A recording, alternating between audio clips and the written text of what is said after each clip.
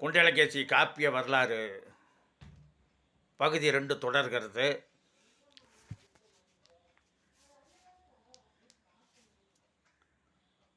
குண்டலகேசியை இயற்றியவர் நாதகுத்தனார்.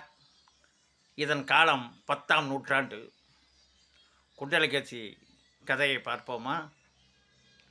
காவிரி பூம்பட்டினத்தை தலைநகரமாக கொண்டு ஆண்டு வந்தான் கரிகார சோழன். மணிகமணி என்பவர் அவ்வூர் பெரிய வணிகர்.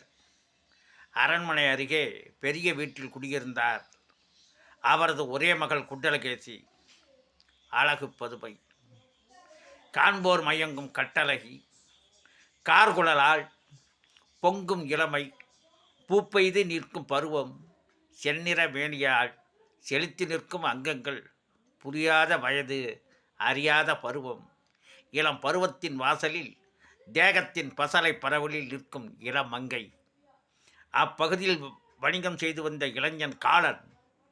ஆண்மை திறன்மிக்க அடலேறு, சிவந்த மேனி, பரந்த மார்பு, திரண்ட தின் தோள்கள், கட்டான கட்டழகன், காளையருக்கே உரிய கம்பீரம், கண்ணியர் நாடும் வசீகரன் அவன். வியாபாரத்தில் நஷ்டம் ஏற்பட்டதால் திருடத் துவங்கினான் காலன். ஒரு கட்டத்தில் கையும் களவுமாக பிடிபட்டான். அவனை காவலர்கள் கைது செய்து அரண்மனைக்கு அழைத்து வந்தபோது தனது மாளிகையின் உச்சியில் பூப்பந்து ஆடிக்கொண்டிருந்த குண்டலகேசி வேடிக்கை பார்க்க வெளியே வந்தால், காலன் ஒரு குற்றவாளியாக இழுத்துச் செல்லப்படுகிறானே என்பதை பற்றி கவலைப்படாமல் அவனது அலைகள் மயங்கி விதிவசத்தால் அவனிடம் காதல் வசப்பட்டாள். உருண்டு திரண்டிருந்த அவனது மேனி கண்டு அவளது மேனி முழுவதும் பசலை பரவியது. கரிகார சோழன் முன் கொண்டு செல்லப்பட்ட காலனுக்கு மரண தண்டனை விதிக்கப்பட்டது. மறுநாள் தூக்கில் போட உத்தரவிடப்பட்டது. இதை அறிந்த குண்டலகேசி தன் தந்தையிடம் ஓடோடி சென்று தன் காதலை விவரித்தாள். தந்தை மணிகமணி கேட்டார், ஏமா போய் ஒரு குற்றவாளியாக காதலிக்கிறாய்? என்ன பெண்ணம்மா நீ என கடிந்து கொண்டார். அதுக்கு குண்டலகேசி, அப்பா, நான் உங்கள் ஒரே பெண். என் மனம் அவரைத்தான் நாடுகிறது. மனம் செய்தால் அவரைத்தான் மணப்பேன். மணந்தால் காலன், இல்லையேல் மரணதேவன் என பிடிவாதமாக கூறி தன் காதலை நிறைவேற்றி வைக்க வேண்டினாள். அழுதாள், துடித்தாள், கண்ணீர் வடித்தாள். தன் செல்ல மகள் கண்ணீர் வடிப்பதை தாங்காத தந்தை மணிகமணி உடனடியாக மன்னன் கரிகார சோழனை காண இரவோடு இரவாக புறப்பட்டான். வராமல் வந்த தன் நண்பனான வணிகமணியை கண்டதும் இன்முகத்தோடு வரவேற்றான் மன்னன். மன்னன் கேட்டான், என்ன வேண்டும் உங்களுக்கு? இந்த நேரத்தில் காண வேண்டிய அவசியம் என்ன? மணிகமணி, சொல்கிறேன் மன்னா, நான் எதை கேட்டாலும் தருவீர்களா? மன்னன், நண்பனுக்காக எதை கேட்டாலும் தருவேன், இது உறுதி என வாக்குறுதி கொடுத்தான். பெருமூச்சு விட்ட வணிகமணி, மன்னா, நாளை தூக்கு போடவிருக்கும் குற்றவாளி காலனை விடுதலை செய்ய வேண்டும். என்ன? ஆமண்ணா, அவனை என் உரை மகள் குண்டலகேசி விரும்புகிறாள். அவன் பொருளுக்காக திருடனானான். நான் எனது பொன்னையும் பொருளையும் அவனுக்கு கொடுத்து மனிதனாக்குகிறேன்.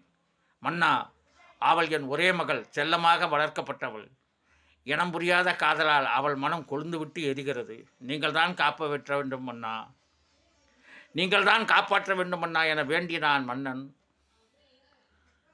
மன்னன் நண்பன் மணிகமணிக்கு கொடுத்த வாக்குறுதியால் காலனை உடனடியாக விடுவிக்க காவலர்களுக்கு ஆணையிட்டான். மன்னனுக்கு நன்றி கூறி புறப்பட்டான் மணிகமணி.